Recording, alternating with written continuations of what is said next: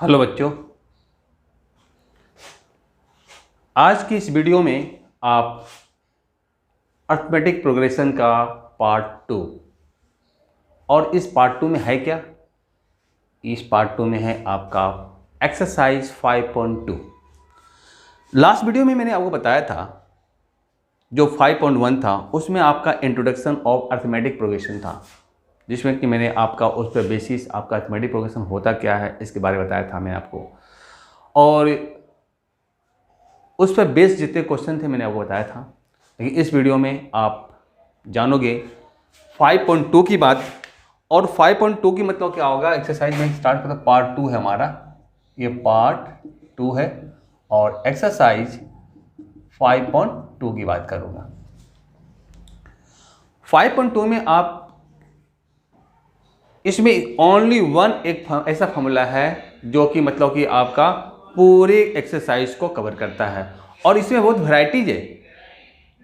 तो एक्सरसाइज 5.2 में सिर्फ ओनली वन एक फॉर्मूला है और उस फॉर्मूले के कई नाम हैं और उस फॉर्मूले से आप कई सम्स बनाओगे अलग अलग वैरायटी के। तो सबसे पहले देखते हैं कि उस फॉर्मूले में है क्या, वो कौन सा फॉर्मूला है, उस फॉर्मूले के अलग अलग क्या नाम है। आइए आते सबसे पहले यहाँ पर।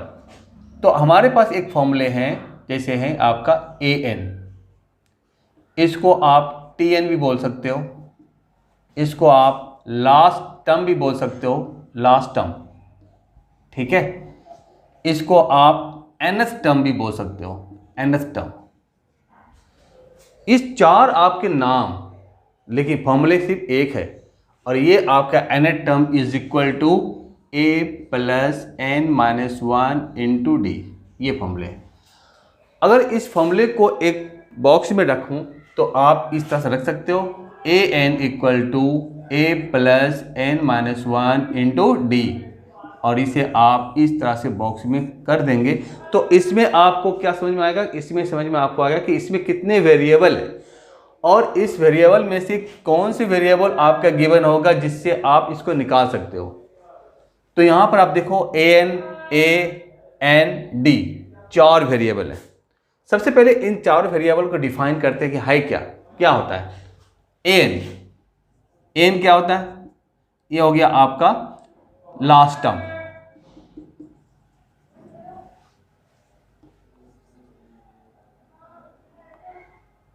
ए ये क्या होता है, फर्स्ट टर्म। डी ये क्या होता है, कॉमन डिफरेंस।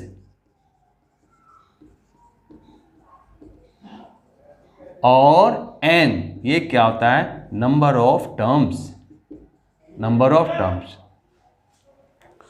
तो इन चार वेरिएबल में अगर आपको तीन गिवन होंगे जब कहीं चौथा निकलेगा, लेकिन अगर बहुत क्वेश्चंस ऐसे भी हो जिसमें कि ओनली 2 गिवन होता है और 2 आपको निकालने पड़ेंगे। जब आपको 2 निकालने पड़ेंगे इट मीन दैट आपको 2 इक्वेशन बनेंगे, इक्वेशन 1 एंड इक्वेशन 2, जब कहीं आप इसको बना सकते हो, अदरवाइज नहीं। तो इसमें आप इस फॉर्मूले में आप 4 वेरिएबल दे रखे हैं, 4 आउट ऑफ 4 वेरिएबल में 3 वेरिएबल आपको नॉन होनी चाहिए, 1 वेरिएबल आपका मिसिंग होगा। जो वेरिएबल आपका मिसिंग होगा उस वेरिएबल का फाइंड आउट करना पड़ेगा इस फॉर्मूले से। तो इस फॉर्मूले का आपका नाम देख लिया, N TN, last term and nth term, ठीक है।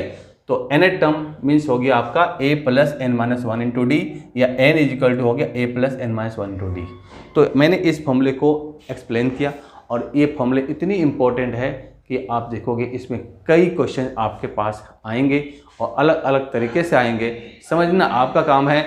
लेकिन अगर आपने इस फॉर्मूले को ध्यान में रखा तो ये फॉर्मूला आपको इजी से सारे क्वेश्चन को कवर करा देगा, ठीक है, किसके, एक्सरसाइज 5.2 के। तो आप ध्यान देने वाली बात है। तो आते हैं आपका क्वेश्चन नंबर 1 से स्टार्ट करते हैं कि आखिर में इसमें क्या बात है, ठीक है। फर्स्ट क्वेश्चन लेता हूँ, ये तो हमारे फॉर्मूले होंगे। इस फॉर्मूले को मैं आपको यहाँ पर लिख देता हूँ साइड में, जिससे कि आपको इस फॉर्मूले को हेल्प मिल जाएगा, इस फॉर्मूले का हेल्प मिल जाएगा। और लिख रहा हूँ मैं आपका A N equal to A plus N minus 1 into D, ये हमारा फॉर्मूला है, ये ध्यान रखेंगे, ठीक है।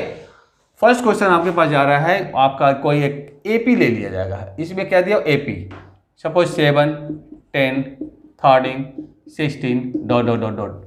और यहाँ पर आपके 2 क्वेश्चन आ सकते हैं। अगर इस तरह के क्वेश्चन जब आएंगे, अगर एपी दिया रहेगा तो 2 क्वेश्चन होंगे। एक क्वेश्चन क्या लिख देगा आपका 25th टर्म, 25th टर्म, ठीक है। और एक क्वेश्चन जो होगा, क्वेश्चन में 2 लिख देता हूँ, 7 10 13 16 डॉट डॉट डॉट डॉट, और इसके आपके लास्ट टर्म दे देंगे, ठीक है। तो लास्ट टर्म आपका क्या हो सकता है यहाँ पर, अगर सपोज कर लो कि इसके लास्ट टर्म में दे दूँ तो 36 चल सकता है, 36, ठीक है। तो 36 दे दिया मैंने इसको, लेकिन इसकी बात मैं बाद में करूँगा। पहले आप फर्स्ट क्वेश्चन आप देख लो पहले, उसके बाद देखता हूँ, ठीक है। आइए फर्स्ट क्वेश्चन देखता हूँ। तो इसमें आपका गिवन क्या क्या चीज़ है आप तो देखते हो। सबसे पहले ए, आप ए देखते हो, फिर डी, उसके बाद एन, ये 3 चीज़ गिवन है। 25th टर्म में कौन सा आएगा, ए हमारे 7 है, डी हमारे second term minus first term 10 minus 7 equal to 3, N number of terms कितने हैं 25th। तो आपका फॉर्मूला आपके पास दिया है, A N equal to A plus N minus 1 into D, और आपके पास जा रहा है ये क्वेश्चन आपका सॉल्व हो रहा है 25 माइनस 1 इंटू डी की value 3। Now 7 plus 24 multiply 3, 7 plus 72, और दैट इज योर आंसर 79। तो 79 आ गया। तो इस तरह से आपने देखा कि अगर किसी एपी में, अगर कोई एपी है और एपी में आपका दे रखा सीरीज दे रखे हैं, और उस सीरीज के फर्स्ट टर्म आपका, आपने उस सीरीज में अगर last 25th number of terms दे रखे हैं, तो फिर आप आराम से इस 25th टर्म, इस प्लेस में कौन सा नंबर आएगा वो आप आराम से बता सकते हो, 79, ठीक है ना, ये आप आराम से बता सकते हो। तो इस तरह से आपने 25th टर्म में आपका 79 आएगा, ठीक है। अगर इसी क्वेश्चन को थोड़ा से चेंज कर देता हूँ मैं, देखते हैं यहाँ पर, देखते हैं फर्स्ट हो गया ना, सेकेंड, अगर मैं ले रहा हूँ 7 10 13 16 डॉट डॉट डॉट डॉट, अब लास्ट टर्म ले रहा हूँ, ठीक है ना, क्या ले रहा हूँ लास्ट टर्म। अगर लास्ट टर्म अगर आपने ले लिया 73, ठीक है, 73 ले लिया लास्ट टर्म, तो देखते क्या है। तो हमारे पास क्या कैसे मिल गए, हमारे पास मिल गए ए मिल गया 7, डी मिल गया 10 माइनस 7 इक्वल टू 3, और आपका क्या एन मिल गया, एन लास्ट टर्म 73। तो क्या करना है, तो आपका एन निकालना है, N equal to question marks. तो आइए फॉर्मूला आपके पास है, A N equal to A plus N minus 1 into D. N की जगह पर 73 लिखेंगे, ये 7 हो गया, एन आपको फाइंड करना है ना, हाँ फाइंड करना है, इंटू 3, और 73 minus 7 equal to N minus 1 into 3, और ये हो जाएगा आपका 64, ठीक है। कितने हो जाएंगे आपका 13 में से 6 7 गया, 66 हो जाएगा, 66, और अपॉन में 3 कर दो, n माइनस 1, और ये कट गया 22 हो गया। तो n माइनस 1 इक्वल टू 22 और n इक्वल टू 23। तो आपके ये नंबर ऑफ टर्म्स कितने हो गए 23। तो आपने क्या देखा, आपने इस 2 क्वेश्चंस के हेल्प से आपने ये सीखा होगा कि अगर आपके एपी दिए हुए हैं और उस एपी में आपको फर्स्ट टर्म कॉमन डिफरेंस या nth टर्म दे दिया या आपका n दे दिया, तो आप फोर्थ जो मिसिंग है वो आप फाइंड आउट कर लोगे। इस क्वेश्चन में आपने सिर्फ इतना ही देखा, ठीक है। और लेकिन ये क्वेश्चन सिर्फ इतने नहीं है, इससे और एडवांस होता है। एडवांस का मतलब क्या होगा कि अब ये क्वेश्चन को मैं आपको, और क्वेश्चन नंबर 3 में आप देखोगे जो मैंने आपको अभी बताया था कि आपका आउट ऑफ 4 मिसिंग में अगर 3 गिवन हो तो आप किस तरह से फाइंड आउट करोगे, ठीक है। चलिए नाउ क्वेश्चन नंबर मैं 4th ले रहा हूँ, 3rd ले रहा हूँ। क्वेश्चन नंबर 3rd में आप देखो क्या क्या चीज़ गिवन है। जब भी मैंने आपको फॉर्मूला बताया था तो मैंने आपको बताया होगा कि अगर 1 मिसिंग है तो आप आराम से निकाल लोगे, 2 मिसिंग रहने पर आपके इक्वेशन बनेंगे, इक्वेशन 1 और इक्वेशन 2। आइए देखते हैं। इसके लिए उन्होंने पहला किया 8 term of an AP is 37। 8 term मतलब कि वो भी एपी दे रखी है, एपी तो एपी में आपका फर्स्ट टर्म आपको पता होना चाहिए, ए होता है फर्स्ट टर्म, तो first term equal to A ले लो, और आपका common difference equal to D ले लो, ठीक है ना। तो एट्थ टर्म, तो 80 क्यूब कर देता हूँ मैं यहाँ पर 80 क्यूब। एट्थ टर्म मतलब क्या हो गया, nth टर्म, मतलब एट्थ टर्म का मतलब होता है a plus 8 minus 1 into D, मतलब a प्लस 7d। ठीक है, एट्थ टर्म जो है आपके कितना दे रखा है 37, this equal to 37 equation number 1। और नेक्स्ट दे रखा है twelfth term equal to a plus 12 minus 1 into D equal to a plus 11d equal to कितना दिया 57, इक्वेशन नंबर 2। तो आप यहाँ क्या देख रहे हो, इस क्वेश्चन में क्या देख रहे हो, इस क्वेश्चन में आप देख रहे हो कि आपके पास सिर्फ 2 गिवन है, 2 आपको फाइंड आउट करना है a और d, ऐसे पता करना है आपको AP, लेकिन AP जब भी पता होगा जब आपके पास फर्स्ट टर्म होगा, जब आपके पास कॉमन डिफरेंस होगा। ठीक है, तो यहाँ पर आपको a और d निकालना है आपको, उसके लिए मैंने आपको बताया था कि 2 चीज़ गिवन है। क्या क्या गिवन है आपका, 8 टर्म मतलब n गिवन है और an गिवन है आपका है 37, तो ये दोनों चीज़ गिवन दे रखी है, तो a प्लस 7d 37 हो गया और a प्लस 11d 57 हो गया। 2 इक्वेशन बन गए। और लीनियर इक्वेशन का जब 2 इक्वेशन बन जाते हैं तो हमें दो आपका फाइंड आउट करने के लिए 3 फॉर्मूले आपने सीखा है, 3 मेथड सीखा है आपने, किस में, चैप्टर 3 में। तो आप जिस मेथड को आप यहाँ यूटिलाइज कर सकते हो, मैं तो यहाँ पर यूज़ करूँगा सिंपल मेथड, वो है आपका एलिमिनेशन मेथड। एलिमिनेशन मेथड सबसे इजी मेथड है। यहाँ पर आप देखो ए मिल रहे हैं ना, लाइन ड्रॉ कर दिया, सब्ट्रैक्टिंग, क्या लिखेंगे, सब्ट्रैक्टिंग कर दिया, ये तो कट गया हमारे, ये हमारे क्या हो गए, घट गए मतलब सब्ट्रैक्ट हो गया, सॉरी, यहाँ आप कितना हो गया 11 माइनस 7 कितना हो गया 4, और 57 में 37 माइनस करो तो कितना हो जाएगा आपका 20, तो माइनस माइनस कैंसिल करके d is equal to 20 upon में 4, तब कितने आ गए 5, तो d की वैल्यू कितना हो गया 5 हो गया। अब d की वैल्यू जब 5 होगा तो a की वैल्यू निकालने में इजी होगा, तो पुटिंग द वैल्यू ऑफ, जैसा कि आपने जो मेथड में आप यूज़ कर रहा हूँ उसमें ये सिस्टम है, putting the value of d in equation as you wish, मतलब कि जिसमें भी आप रखना चाहते हो, 1 है तो 1 में रखो, 2 है तो 2 में रखो, नो बाउंडेशन। तो d की वैल्यू 5 यहाँ पुट कर दो, a plus 7 multiply 5 is equal to 37, और a plus 35 is equal to 37, और a is equal to 37 minus 35 is equal to 2, मतलब a इज इक्वल टू 2 आ गया। हमें a और d नहीं चाहिए, हमें AP चाहिए।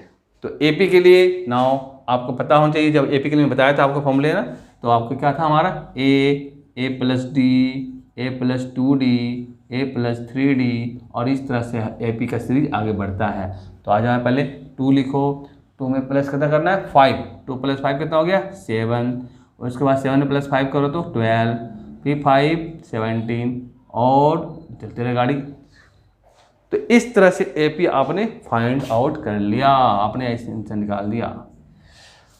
तो इस क्वेश्चन में आपने अगर समझा होगा बढ़िया से, तो क्या समझा है आपने, ये समझा होगा कि अगर 8th term of an AP दिया रहेगा, मतलब कि ये n गिवन है, ये n गिवन है, तो an की जगह पे n लिखा, n की जगह पे n लिखा, मिसिंग हमारा a और d है, तो एक इक्वेशन बन जाता है, एक linear equation in 2 variables a और d। Same to same 12 term जो था हमारा, तो वो भी उसका भी मैंने किया, तो a प्लस 11d 57 हो गया। अब इन दोनों इक्वेशन को हमने सॉल्व किया यहाँ पर और फाइंड आउट करके a और d निकाला, तब आपके पास आंसर पहुँचा क्या 2 7 12 17 दैट। तो इस तरह से क्वेश्चन आपका सॉल्व हुआ।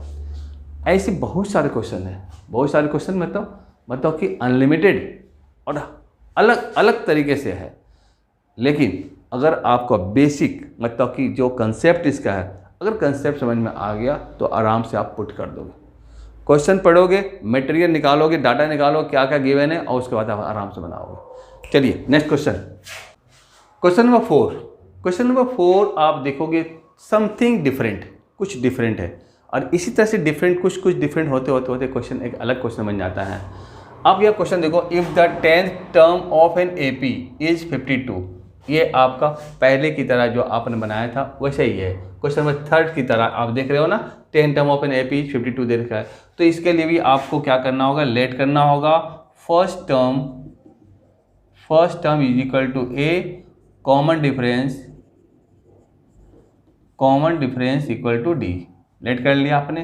तो फिर आपका 10th टर्म, देयरफॉर ATQ कर दो यहाँ पर से, ATQ 10th टर्म मतलब क्या हो गया, 10th टर्म का मतलब होता है a plus 10 minus 1 into D equal to a plus 9d।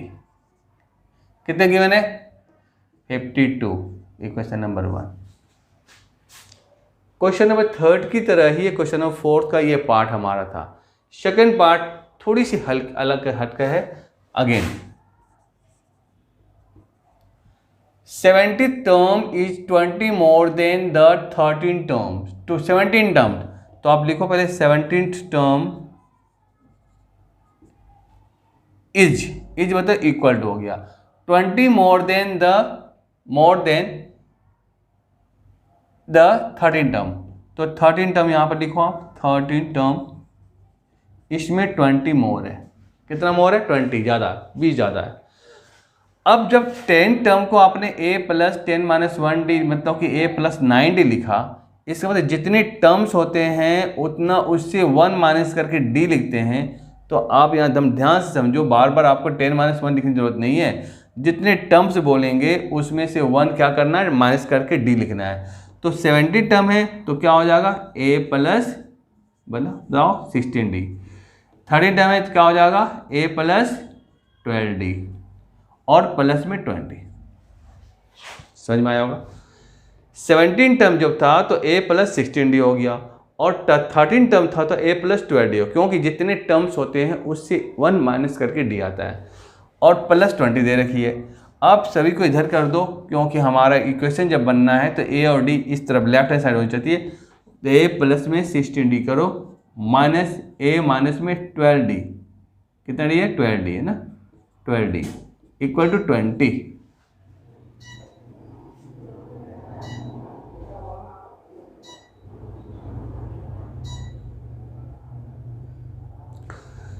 Equal to 20। अब यहाँ पे देखो a और a कैंसिल हो गया, 16d में से 12d जाएगा तो 4d आएगा और ये 20 हो गया और d इज इक्वल टू बताओ कितना होगा, 20/4 कट करके बता सकते हो 5, b इक्वल टू 5 आ गया। जब d 5 आ गया तो इसमें से सेकेंड इक्वेशन जो बना, सेकेंड इक्वेशन बना ही नहीं, हमें d 5 निकल गया। अब इस d की वैल्यू आप इक्वेशन 1 में पुट कर दो, ठीक है ना। तो यहाँ आप लिखो putting the value of d in equation 1 दे रखा। इसमें d की वैल्यू पुट करते हैं तो a plus 9 multiply 5 equal to 52, a plus 45 equal to 52 और a इक्वल टू 52 माइनस 45। इसका मतलब हो गया 12 में 5 का 7, तो a इक्वल टू 7। तो a भी फाइंड आउट हो गया और d भी फाइंड आउट हो गया। अब दोनों जब मिल जाता है तो फिर हमारा AP निकालना इजी हो जाता है। जैसे कि आप जानते हो कि AP के लिए therefore required AP equal to a plus d, a plus 2d, a plus 3d और डॉट सो ऑन। तो यहाँ पर वैल्यू पुट करो, a की जगह पर 7 लिखते हैं और कोमा देते जाते हैं, कोमा 7 प्लस 5 12 हो गया, ये हो गया 5, 17, 22, 27, 32 और डॉट ये चलता रहेगा। ओनली 4 टर्म्स 1 2 3 4 तक निकालोगे तो चलेगा, यहाँ पर जरूरी नहीं है निकालने का, ठीक है ना। तो निकलते जाएंगे। तो ये बन गया AP। तो आपने इसमें क्या देखा, इसमें आप सिर्फ समझो कि आपने देखा क्या और आपने करा क्या। मतलब कि आपका ये इस क्वेश्चन में पहले वाले प्रीवियस क्वेश्चन का थोड़ा सा पार्ट था और कुछ नया उन्होंने ऐड कर दिया, जिससे कि क्वेश्चन का एक अलग ही मज़ा आ गया, एक अलग ही टाइप का हो गया, जिससे आपको लगा कि हाँ भाई वो क्वेश्चन अलग था, ये क्वेश्चन अलग है, ठीक है। चलिए, लेकिन तरीका हमारा वही है, फॉर्मूले हमारे वही है, सारा मटेरियल हमारे वही फॉर्मूले का यूज़ किया मैंने और इस तरह से आपका AP निकाला। इसके पहले के क्वेश्चन में भी आपने AP निकाला था और इसमें भी AP निकाला, ठीक है। आते क्वेश्चन नंबर 5 में। क्वेश्चन नंबर 5 में आप देखो क्या देख रहे हो। इसमें मैंने बताया ना कि जैसे जैसे मतलब कि आपका क्या होता है, जैसे जैसे मैंने क्वेश्चन में आगे बढ़ते जाता हूँ, क्वेश्चन में कुछ ना कुछ ट्विस्ट देते रहता हूँ। ट्विस्ट होना ही चाहिए, जब समझ में आपको आएगा कि हाँ ये क्वेश्चन उससे कुछ डिफरेंट है, ये क्वेश्चन कुछ, लेकिन होता नहीं है। आपने जो पहले जो सीख लिया है उसी का ही एक पार्ट, जब दो पार्ट को ऐड करते हैं तो क्या हो जाता है, वो एक नया क्वेश्चन बन जाता है। आइए देखते हैं, देख लेता हूँ आपका इसमें है क्या। सबसे पहले which term of the AP दे रखा है। सबसे पहले आप यहाँ एपी लिखो 3, 8, 13, 18 डॉट डॉट डॉट। अब बताओ इसमें आप क्या देख रहे हो, will be 55 more than it's 20 term, इसके 20 टर्म से कितने ज़्यादा है, 55 मोर है। कौन सा टर्म, इस एपी का कौन सा टर्म लोगे आप जो कि इसी एपी का 20 टर्म से 55 मोर है, ज़्यादा है। तो सबसे पहले इस एपी में हमें क्या निकल रहा है, a इजिकल टू 3। सबसे पहले ध्यान देंगे d is equal to 8 minus 3 is equal to 5, a और d निकल गया। इस एपी का कौन सा टर्म, विच टर्म पूछ रहा है ना, तो n आपको फाइंड आउट करना, मतलब n मिसिंग है, ठीक है ना, निकल जाएगा। n पे बेस पे n पर मतलब कि अननोन वैल्यू हमारा n है, लेकिन हमें निकालना है an, क्योंकि इसका कौन सा टर्म आपका जो है वो इसी के 20 टर्म से 55 मोर है। तो आ जाओ यहाँ पर, अगर देखा जाए तो ध्यान से समझेंगे, ATQ में हम ध्यान से समझेंगे। ATQ क्या करना चाहता है, इसका nth टर्म मतलब कि an इक्वल टू इसी एपी का 120 टर्म से 20 टर्म से कितना ज़्यादा है, 55 मोर है। बस यही है, ये कंसेप्ट अगर समझ में अगर आपको आ जाएगा तो समझो कि ये क्वेश्चन बन जाएगा। मतलब ऐसे सारे क्वेश्चन बनेंगे आपके पास, मतलब कि इसका जो an है वो इसी आपका एपी का 20 टर्म से 55 मोर है। आइए अब यहाँ वैल्यू पुट करते हैं। an की जानते हो a plus n minus 1 into D, जो फॉर्मूला है।